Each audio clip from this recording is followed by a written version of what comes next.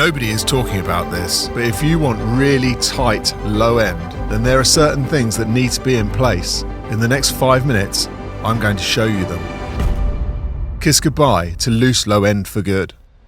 I've got a kick and bass that are sounding a bit flabby, not together. I want to get them tight, working together, and get them really punchy and moving properly. At the moment, as you'll hear, it's just a bit all over the place.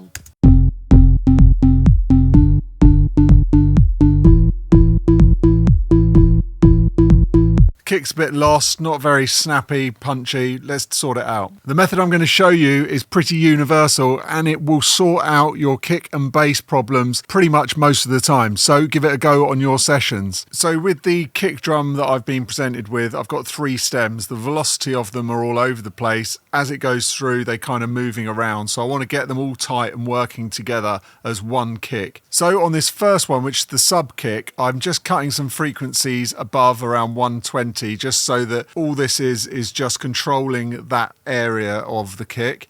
And then this is the main kick. I'm just cutting the low frequencies out of it, very low down, just because I've already got those covered with the sub kick. And then if we go higher up, we've got like a high pass kick. So obviously I'm just getting the pluckier sound out of this. So this is doing the higher part of the kick. And then I've got an EQ across all of them where I'm just kind of doing a general cleanup EQ across it. And so that blended all together sounds like this.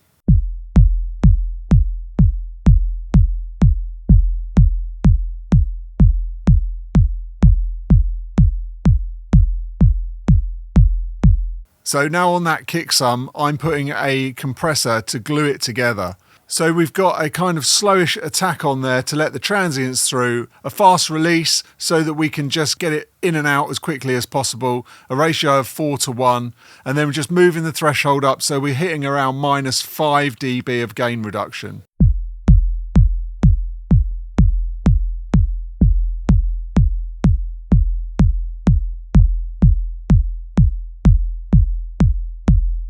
So you can hear that's really gluing them together because we have 3 different sounding kicks and we want to make them sound as one, we want to make them solid. So having that glue compressor just joins them together nicely, holds those velocities in place so that we just get this solid sound for the kick, and it's very sharp and punchy because of the attack and release time we're using. So now we've sorted the kicks out, let's move on to the bass. So with the bass, we want a really consistent sound across the whole of the bass. We don't want it moving up and down in level. The main reason for that being is that we want it really solid to work with the kick drum. And because the low end is where a lot of the energy is in the track, any slight fluctuations in the level on that bass are going to be really noticeable and it won't stay as tight as we want it. And that's the whole point of what we're doing. We're tightening up the low end. So let's have a listen to the bass that we've got with everything stripped out.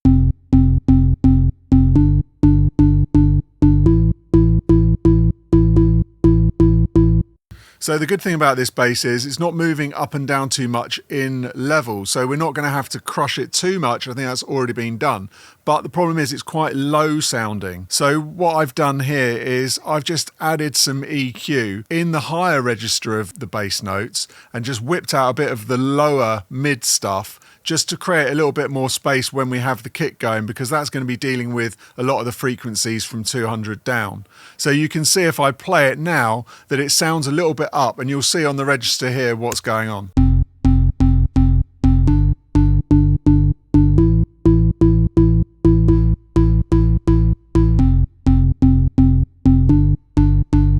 It's out of context at the moment, but you'll hear it work much better when the kick's there too. If you don't want to EQ like this, there is another technique you can use, which is to saturate the bass, which I did on a video last week. So you can check that at the end of this video, or there'll be a link in the description below. So now that I've EQ'd it to remove some of those lower frequencies, I'm just going to put the compressor on. I'm only touching it here because, as I said, the levels aren't going too mad. But if you have got a bass that's really dynamic, then I would suggest crushing it down by about 5 dB. But I'm really only crushing it here by about a dB.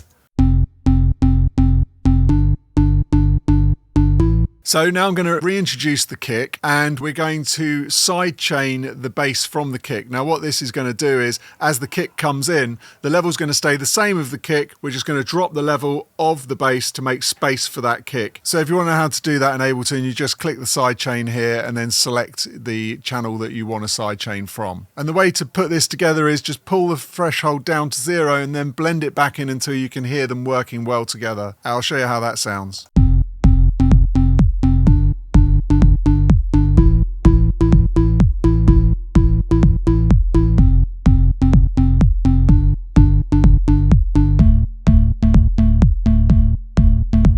So now that we've compressed the kicks together, we've EQ'd the bass, and we've got them working together with that sidechain, they still need to just come together as a whole in the same way that we did with the different kick drums to start with. So now we're going to use the secret trick, which is my plugin called Tightass, and this is designed specifically to tighten up the low end of any track. So first of all, I'm going to start with the crossover. Now everything under the crossover point is going to be affected by this plugin, and everything above it won't be affected at all.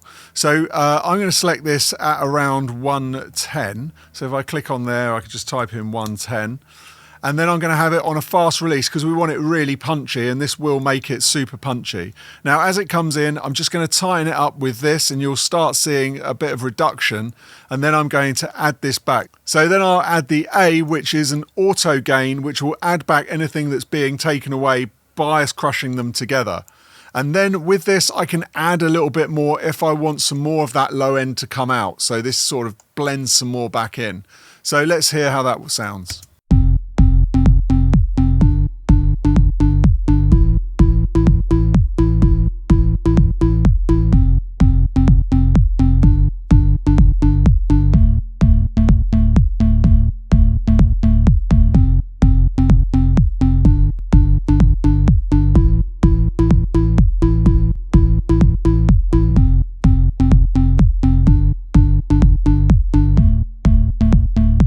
So as always, we want to hear this in the context of the track. So let's do a before and after so you can hear how much tighter the low end is sounding with this processing.